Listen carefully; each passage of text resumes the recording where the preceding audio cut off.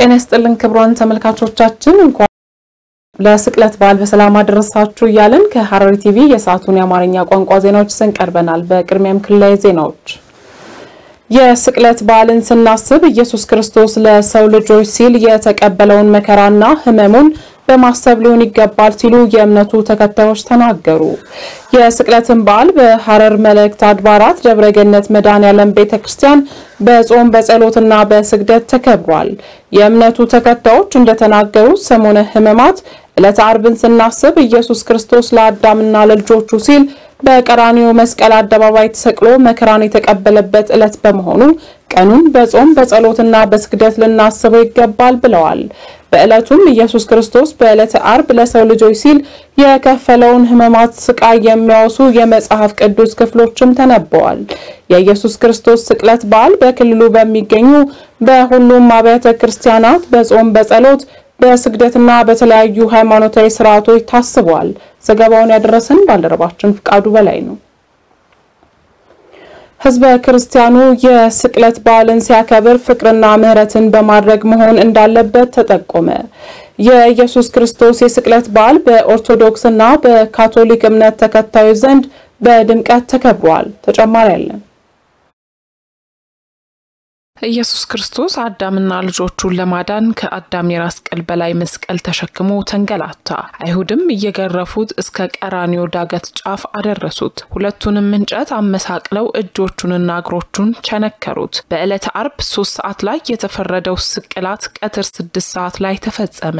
ኢየሱስ ክርስቶስ ይህንን መከራ መቀበሉ ለሰው ልጅ የሰጠውን ክብር ምን ያህል እንደሆነ ያስተማረ ነው የሚሉት በኢትዮጵያ ኦርቶዶክስ ተዋሕዶ ቤተክርስቲያን የምስራቅ ሐረርጌ ሀገረ ስብከት የሀገረ ስብከቱ ትምህርትና ስልጠና ክፍል ኃላፊ መላከ ሰላም ታደለ ፊጣ ናቸው። ደጋግሞ ገርፈውታል ማለት ነው።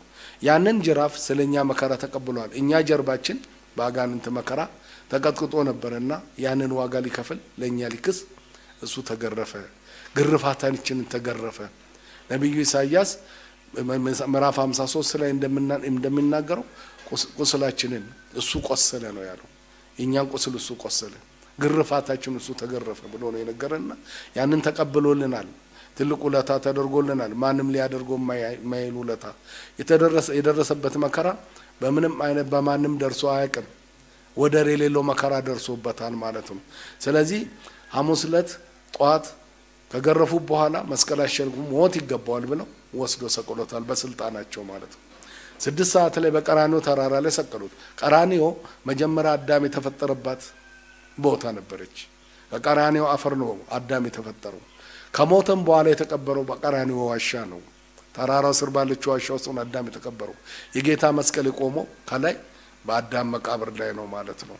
ስለዚህ ዳግማዊ አዳም ክርስቶስ ቀዳማዊውን አዳም ለማዳን በመቃብሩ ላይ ቆሟል። ከመስቀሉ ስር የምትታየው ጭንቅላትና እጅ አጽም ያዳም መቃብር ላይ መቆሙን ታሳያለ ስዕሉ ላይ ማለት ነው። ኢየሱስ ክርስቶስ ያለ ኃጢያቱ ለሰው ልጆች ክብርና ፍቅር በቀራንዮ በመስቀል ተሰቅሏል ያሉት መላከ ሰላም ታደለ ፊጣ ይህ የሚያስተምረው የፍቅርን ኃያልነት ስለሆነ እኛም እርስ በርሳችን በዘርና በሃይማኖት ሳንከፋፈል በሰውነታችን ብቻ እየተዋደድን ችግሮቻችንን በምህረት እየፈታን መኖር ይገባል ይላሉ። ትህትናና ፍቅርን ከኢየሱስ ክርስቶስ ሕይወት መማር እንዳለብን አመልክተው ይህንንም የተራቡትን በማብላት የታረዙትን በማልበስና ፍቅርን በመስጠት ልንተገብረው እንደሚገባ ነው የገለጹት። ልብ በሉ ማን ረሳው ነገር አለ እዚህ ጋር አዳም መጀመሪያ ከቀራንዮ አፈር ተፈጥሮ እግዚአብሔር ወደ ገነት ያስገባው ዓርብ 9 ሰዓት ቀን ነበር። አዳም የተፈጠረው ዓርብ ቀን ነው። እንደገና ተመልሶ ጥፋት አጥፍቶ ከገነት የሚወጣው አዳም ዓርብ ቀን በ9 ሰዓት ነበር። 9 ሰዓት ታሪካዊ ሰዓት ናት። እንደገና አሁን ደግሞ ክርስቶስ ሞቶ ወደ ሲኦል ደግሞ የመለሰው ከሲኦል ያወጣው ወደ ገነት የመለሰው ደግሞ ዓርብ 9 ሰዓት ነው ማለት ነው። ስለዚህ ዕለተ ዓርብ የተለየች ቀናትና የምትደንቅ ቀናት ማለት ነው። ዓርብን በልዩ ሁኔታ እናስባታለን ማለት ነው። ክርስቲያኑ በሙሉ ያለውን ነገር አብሮ እየተካፈለ የተጣለው እየታረቀ የተለያየው እየተስማማ ማለት ነው። ቤተ ዘመድም ሆነ የውጪ ሰው ጎረቤትም ሆነ ሌላው ሰው ተጣልቶ የነበረው በዓል ነው ይልና ይታረቃል።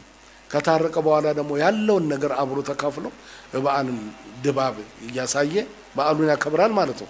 ኢየሱስ ክርስቶስ በዕለተ አርብ ለሰው ልጆች የከፈለውን መስዋዕትነት ህዝበ ክርስቲያኑ በተለይም የኦርቶዶክስ ተዋሕዶ አማኞች በተለያዩ ክንውኖች በስግደት በጾም በጸሎት አስበውት ይውላሉ። ለትንሳኤ በዓል ጥራትና ጤንነቱ የተጠበቀ የእርድ አገልግሎት ለመስጠት መዘጋጀቱን የሐረር ከተማ ማዘጋጃ ቤት አስታወቀ። የከተማው ማዘጋጃ ቤት አመራሮች የሉካንዳ ቤትና የእርድ አገልግሎት ሰጪ ማህበራት በክርስቲያን ቄራ የጽዳት ዘመቻ አካሂደዋል። ሄኖክ ግርማ በዝርዝር ያቀርበዋል።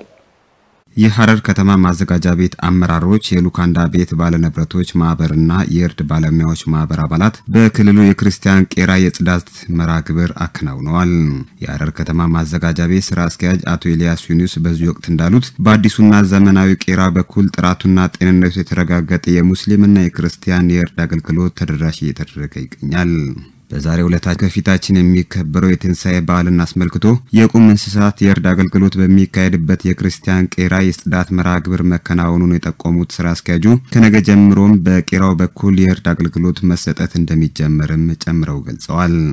ከሉካንዳ ቤት ባለቤቶችና እንዲሁም ደግሞ በማህበር ከተደራጁ የእርድ አገልግሎት ከሚሰጡ ሰዎች ጋር ውይይት አድርገን ከማስጀመራችን በፊት ለቢያንስ ለ50 ቀን የተዘጋ ቦታ ስለሆነ ጽዳቱን መጠበቅ እንዳለብንና በዘመቻ የሁላችንም ኃላፊነትና ግዴታ ስለሆነ የጽዳት ዘመቻ በማድረግ አገልግሎቱን ለማስጀመር ነው። እንግዲህ ያው አገልግሎቱን ስንጀምር ደግሞ እንደሚታወቀው ከሌሎች አካባቢዎች እርድ የሚለየው በዘመናዊ ቄራ እርድ መፈጸሙ እጅግ ጤንነቱና ደህንነቱ የተጠበቀ እርድን ለማህበረሰባችን ለማቅረብ ነው። አቶ ኤልያስ አክለው ማንኛውም ለገበያ የሚቀርብ ስጋ የእርድ አገልግሎቱ በአዲሱና ዘመናዊ ቄራ በኩል ብቻ መከናወን እንዳለበት ገልጸው ይህን ተላልፎ በሚገኙ ሉካንዳ ቤቶች ላይ አስፈላጊው ህጋዊ እርምጃ እንደሚወሰድባቸውም ገልጸዋል። የትኛውም ለንግድ በሉካንዳ ቤት የሚቀርብ የፍየልም ይሁን የከብት ስጋ ወይም ከብት መታረድ ያለበት ቄራና ቄራ ብቻ ነው። ይህ ህግ የወጣ ህግ ነው ማለት ነው። ይህንን እንግዲህ ያው ተላልፎ ተገኝቶ በቄራ ያልታረደ ጤንነቱ ደህንነቱ ተረጋግጦ ለማረጋገጫ የሌለውን ስጋ ሲሸጥ ያገኘ ከሆነ ቀጥታ ህግ ነው ማስተግበር የምንገባው። ሁሉም ሙሉ በሙሉ ስጋው እንዲቃጠል ይደረግና ቅጣት የተቀመጠ አለ እዛ ሉካንዳ ቤት ላይ ከፍተኛ እርምጃ የማስተካከያ እርምጃ የሚወሰድ ይሆናል ማለት ነው። የትንሳኤ በዓልን አስመልክቶ የሚደረጉ የቅርጫ እርዶችን ጤንነታቸውን በማረጋገጥና አካባቢን በማይበክል መልኩ ሊሆን እንደሚገባም አስገንዝበዋል። በሰፈር ውስጥ ለቅርጫ ተብሎ የሚከናወኑ እርዶች በተቻለ መጠን አካባቢን ሳይበክሉ ስጋዎች ለደህንነታቸው ስጋዎች ደህንነታቸውን ጠብቀው እርዶች መከናወን አለባቸው። በተቻለ መጠን ስጋው መበከልና ሌላ ባዕድ ነገሮች ጋር ሳይቀላቀል ለህብረተሰቡ መቅረብ መቻል አለበት። ከተጠቀምንበትን አካባቢ ለእርድ የተጠቀምንበትን አካባቢ ደግሞ በነበረበት ሁኔታ መመለስ፣ ፈርሶችን የመሳሰሉትን ተረፈ ምርቶችን ደግሞ በመቅበር ከአካባቢ ማስወገድ መቻል አለብን። በጽዳት መርሃ ግብሩ ላይ የተሳተፉ የሉካንዳ ቤት ባለንብረቶች በበኩላቸው የትንሳኤ በዓልን አስመልክቶ ፍትሃዊና ተመጣጣኝ በሆነ ዋጋ ህብረተሰቡን ለማገልገል ዝግጁ መሆናቸውን አረጋግጠዋል። ማህበሩ ተመጣጣኝ በሆነ ዋጋ ንጹህ ነገር ለበዓሉ ለማህበረሰቡ ሙሉ ዝግጁነት አድርጎ ፍትሃዊ በሆነ ዋጋ ህዝቡን አገልግሎቱን እንዲያገኝ ሙሉ ዝግጅት አድርጓል። ከብዙ ቦታዎች አንፃር ስናይ ሐረር በጣም በብዙ መልኩ የተሻለ ነው ብዬ አስባለሁ። አሁን ያው ከህብረተሰቡ ጋር ተናቦ ተነጋግሮ ነው ይሄን ነገር የሚያደርገው ባለስጋ ቤቱ። አሁንም ይሄ ነገር እንደሚቀጥል ተስፋ አለኝ። ይሄንን ያደርጋል ብዬ አስባለሁ። በዚህ በጣም ኮሚትመንት አለን። ለመላው ክርስትና እምነት ተከታዮች በዓሉ የሰላም የፍቅርና የአብሮነት እንዲሆንም መልካም ምኞታቸውን ገልጸዋል። በሐረሪ ክልል ለፋሲካ በዓል የእርድ እንስሳት በበቂ ሁኔታ አቅርቦት እንዳለ ተገለጸ። የእርድ እንስሳት ዋጋ ከባለፈው ጊዜ ሲነጻጸር 20% ጭማሪ ማሳየቱ ተገልጿል። ዘገባው የባልደረባችን ትግስት ነው። ትዕይንት ደባልቄ በዝርዝር ታቀርበዋለች። በሐረር ከተማ የእርድ እንስሳት ገበያ የበዓል ቅኝት የተደረገ ሲሆን ለፋሲካ በዓል በቂ የእርድ እንስሳት ውጤት እንዳለ ሸማችና ሻጮች ገልጸዋል። ከባለፈው በዓል ጋር ሲነጻጸር ግን በቂ አቅርቦት ቢኖርም ዋጋ ጭማሪ ማሳየቱን ተናግረዋል። አቅርቦትን በተመለከተ አቅርቦት በደንብ ነው ያለው። ያው እንደምታዩት ጀላባ ሞልቶ ነው ያለው። በጣም ከብት ገብቷል። ግን ዋጋ ነው ያው አልቀመስ ያለው ዋጋው ነው። ከብቶ አለ አቅርቦት በቂ ነው ግን ያው ገበያ ዋጋ ነው እንጂ ሌላ አቅርቦቱ መጠኑ እንኳን ችግር የለም አቅርቦቱ በጣም ጥሩ ከብቶች በብዛት አሉ ያው እንደምታዩ ጀላባው ብዙ ከብቶች አሉ ከብቶቹም ጥራት ያላቸው ናቸው ግን ያው ገዢና ሻጩን የሚያገናኝ ዋጋ አይደለም የሚጠሩት አብዛኛው እንግዲህ ለቅርጫ ነው የሚፈልገው ስለዚህ ማህበረሰቡን ያማከለ መሆን አለበት ከፍተኛ ገቢ ዝቅተኛ ገቢ ያለው ነው ቅርጫ ላይ የሚሳተፈውና ለዛ መካከለኛ ዋጋ ነው የሚፈልገውኛ እሱን እየመረጥን ነው እንግዲህ ያለነው ገዢዎች እንደገለጹት የበዓል ገበያ ከባለፈው ሲነጻጸር 20% ጭማሪ አሳይቷል ሲሉ ገልጸዋል በገበያ ማዕከሉም አንድ ሰንጋ ከ80,000 እስከ 130,000 ብር የሚሸጥ መሆኑን አስታውቋል ባለፈው አመት ባሁኑ በጣም ልዩነት አለው ባለፈው 80,000 መንገዛ የነበረ ከብት አሁን እስከ 120,000 ድረስ ደርሷል በጣም ልዩነት አለው እንድሮ የበዓል ዋጋ ከፍተኛ ዋጋ ጨምሯል ያው እስከ 100 እና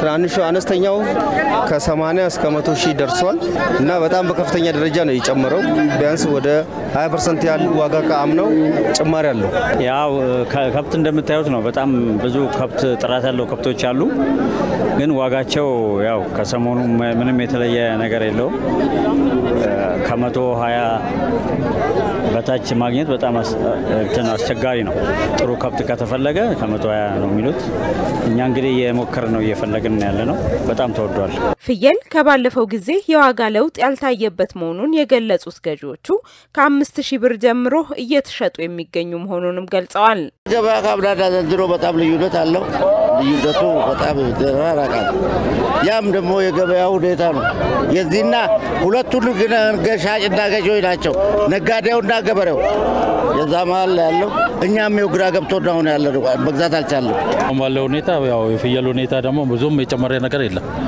ያለው ነገር ምንም አይልም ጥሩ ነው ብዬ ነው ማስበው ካምናው ትንሽ ተናለ በዚህ ደግሞ በቃ ብዙም ያው ማርኬቲንጉ ጭማሪም ስላለ በባሁኑ የተወሰነ ነው ጭማሪውን ብለን ነው የምናስበው ለመላው የክርስትና እምነት ተከታዮች እንኳን አደረሳችሁ መልእክት አስተላልፈዋል አዋሽ ባንክ በሐረሪ ክልል የትንሳኤ በዓልን ምክንያት በማድረግ ለ150 የማህበረሰብ ክፍሎች የምግብ ግብአቶችና የጥሬ ገንዘብ ድጋፍ አደረገ ባንኩ በምስራቅ ቀጠና በተለያዩ ከተሞች ለሚኖሩ ዝቅተኛ የኑሮ ደረጃ ላላቸው የህብረተሰብ ክፍሎች የብር 3 ሚሊዮን ድጋፍ እንዳደረጉ ተናግረዋል ድምቃቸው ጌታቸው በዝርዝር ያቀርበዋል አዋሽ ባንክ በሐረሪ ክልል የትንሳኤ በዓል ምክንያት በማድረግ ከኦርቶዶክስ ከካቶሊክና ከወንጌላውያን አብያተ ቤተክርስቲያናት ከተወጣጡ የእምነቱ ተከታዮች ከሆኑ በጣም ዝቅተኛ የኑሮ ደረጃ ላይ ለሚገኙ ከ150 በላይ የህብረተሰብ ክፍሎች የምግብ ግብአቶችና ጥሬ ገንዘብን ድጋፍ አድርጓል በአዋሽ ባንክ የምስራቅ ሪጅን ዳይሬክተር አቶ ጉተማ ተርፋሳ እንደገለጹት ባንኩ በተለያየ ጊዜያት በሰው ሰራሽና በተፈጥሮ አደጋ ለተጎዱ የማህበረሰብ ክፍሎች ዘርፈ ብዙ ድጋፎችን እያደረገ ሲሆን ከዚህም ባሻገር በመንግስትና በማህበረሰቡ የሚከናወኑ የልማት ስራዎችን በመደገፍ ረገድ የበኩሉን አስተዋጽኦ በማበርከት ላይ እንደሚገኝ ገልጿል የ2017 የፋሲካ በዓል ምክንያት በማድረግም አዲስ አበባ ጨምሮ በመላ ሀገሪቱ ከ100 በላይ በሚሆኑ የድጋፍ መስጫ ጣቢያዎችን ከ10,000 በላይ ለሚሆኑ በዝቅተኛ ኑሮ ደረጃ ላይ ለሚገኙ ጧሪ ለሌላቸው አረጋንና ሌሎች ድጋፍ ለሚሹ ወገኖች ከ63 ሚሊዮን ብር በላይ ወጪ በማድረግ ለበዓሉ የአይነትና የገንዘብ ድጋፍ ያደረገ እንደሆነ ተጠቁመዋል ከዚህም የድጋፍ መጠን ውስጥ በምስራቅ ቀጠና የተለያዩ ከተሞች ለሚኖሩ ዝቅተኛ ኑሮ ደረጃ ላላቸው የህብረተሰብ ክፍሎች የብር 3 ሚሊዮን ብር ድጋፍ እንዳደረጉ ተናግሯል የእምነት አባቶቹ በሰጡት አስተያየት ደግሞ ባንኩ እንደዚህ ያሉ ማህበራዊ ኃላፊነት ተግባራትን መወጣት ከጀመሩ ተቋማት አንዱ በመሆኑ አመስግነው እንደዚህ ያሉ በጎ ምግባሮችም ሁሉም የህብረተሰብ ክፍሎች በመገንዘብ በመረዳዳቱ በኩል የድርሻቸውን ሊወጡ እንደሚገባ ተናግሯል በእለቱ ድጋፍ የተደረገላቸው በበኩላቸው በዚህ በዓል ወቅት ድጋፍ ማድረጉ ከተጨማሪ ወጪ እንዳዳናቸው ገልጸው ለዚህም ምስጋና አቅርበዋል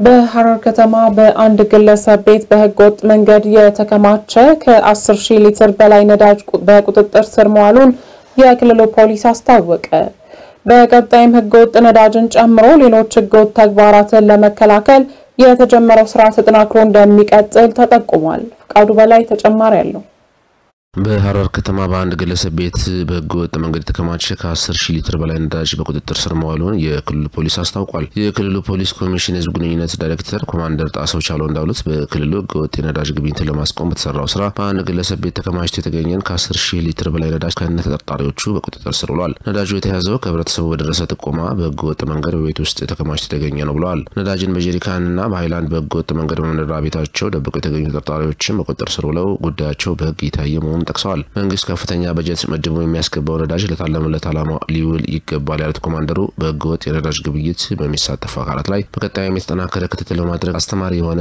እርምጃ እንደሚወሰድም አመላክተዋል። በቀጣይም ህገወጥ ነዳጅን ጨምሮ ሌሎች ህገወጥ ተግባራትን ለመከላከል የተጀመረው ስራ ተጠናክሮ እንደሚቀጥልም ኮማንደር ጣሰው ጠቁመዋል። ማህበረሰቡም በአካባቢው ህገወጥ የነዳጅ ግብይትን ሲመለከት እንደተለመደው በአካባቢው ለሚገኝ የፖሊስ ጽሕፈት ቤት ጥቆማ እንዲሰጥም ጥሪ አስተላልፈዋል።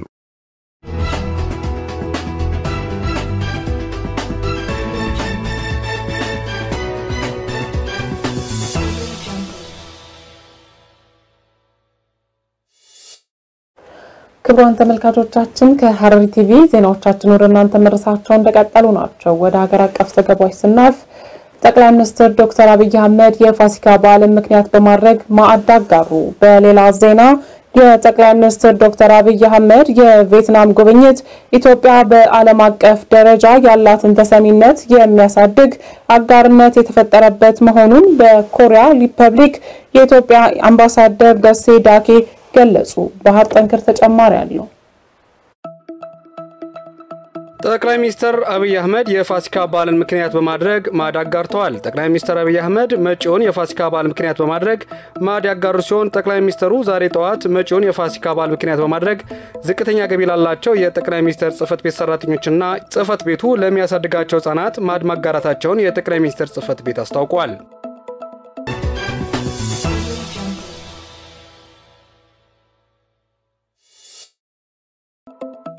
የጠቅላይ ሚኒስትር ዶክተር አብይ አህመድ የቪየትናም ጉብኝት ኢትዮጵያ በዓለም አቀፍ ደረጃ ያላትን ተሰሚነት የሚያሳድግ አጋርነት የፈጠረበት መሆኑን በኮሪያ ሪፐብሊክ የኢትዮጵያ አምባሳደር ደሴ ዳልኬ ገለጹ።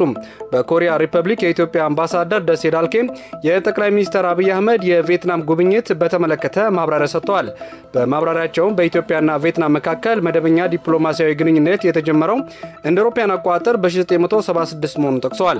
ቪየትናምም እንደ ኢትዮጵያ ሁሉ በመርህ ላይ መሰረተ ዲፕሎማሲያዊ ግንኙነት የምትከተል ሀገር መሆኗን ገልጸው በአየር ንብረትና አካባቢያዊ ጉዳዮች ላይም ተመሳሳይ አቋም ያላቸው መሆናቸውንም ተናግረዋል። ጠቅላይ ሚኒስትሩና ልኡካቸው በቪየትናም ቆይታቸው ከተለያዩ የሀገራት የሥራ ኃላፊዎች ጋር ውይይት ማድረጋቸውን ጠቅሰው ውይይቱ በሁለትዮሽና ዓለም አቀፋዊ ጉዳዮች ላይ በጋራ ለመስራት እድል የሚፈጥር መሆኑን አብራርተዋል። የኢትዮጵያና ቪየትናም ዓለም አቀፍና ሁለትዮሽ ጉዳዮች ላይ በትብብር መስራት በሚቻልበት ጉዳይ ላይ ውይይት ማድረጋቸውንም ገልጸዋል።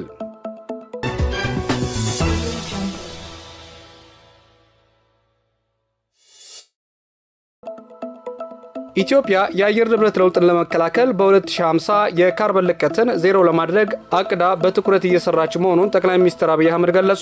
ጠቅላይ ሚኒስትሩ በቪየትናም በ2025 P4G ጉባኤ ላይ ባደረጉት ንግግር ኢትዮጵያ የአየር ንብረት ለውጥን ለመከላከል ተግባራዊ ያደረገች የሚገኘው ኢኒሼቲቮችና ፖሊሲዎች አስመልክተው ገለጻ አድርገዋል። በዚህም አራተኛው የP4G ፕሮጀክት ጉባኤ የአረንጓዴ ልማትን ለመገንባት በኢኖቬሽን ዘርፍ ያለውን ትብብር ለማፋጠን እንዲሁም ዘላቂ ልማትን ለማረጋገጥ ከፍተኛ ሚና እንደሚኖረው አንስተዋል።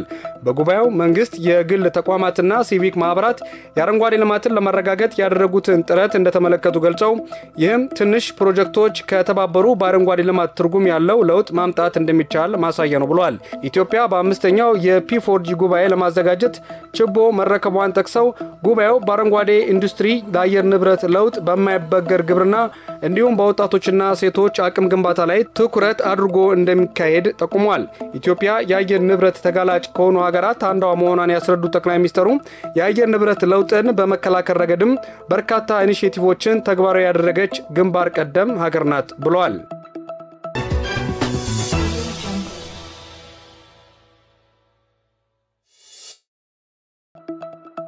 በበጀት ዓመቱ 9 ወራት በሌማት ትሩፋት መርሃ ግብር 6.3 ቢሊዮን የዶሮ እንቁላልና 192000 ቶን የአሳ ምርት መመረቱን የግብርና ሚኒስቴር አስታወቀም። የግብርና ሚኒስቴር ዴታ ፍቅሩ ረጋሳ እንደገለጹት የሌማት ትሩፋት መርሃ ግብር ከተጀመረ ወዲህ ትልቅ ውጤት ተገኝቷል። መርሃ ግብሩ የእንስሳት ምርትና ምርታማነትን በማሳደግ የምግብ ዋስትናን ማረጋገጥና የምግብ ስርዓትን ለማሻሻል ላይ ከፍተኛ ለውጥ ማምጣቱን ተናግሯል። የዶሮ ስጋና የእንቁላል ምርትን ለማሳደግ የአንድ ቀን ጫጩት ስርጭትን ማስፋት ላይ በትኩረት እየተሰራ ነው ብሏል። በዚህም በበጀት ዓመቱ በ9 ወራት 90 ሚሊዮን የአንድ ቀን የዶሮ ጫጩት ለህብረተሰቡ ማሰራጨቱን ገልጸው ይህም ከባለፈው ዓመት ተመሳሳይ ወቅት ጋር ሲነጻጸር ከእጥፍ በላይ መሆኑን አስተዋል። በዶሮ ስጋና በእንቁላል ምርትም ከፍተኛ አፈጻጸም መኖሩን የገለጹት ሚኒስትር ዴታው 6.3 ቢሊዮን እንቁላልና 128000 ቶን የዶሮ ስጋ መመረቱን ለኢዜአ ገልጿል።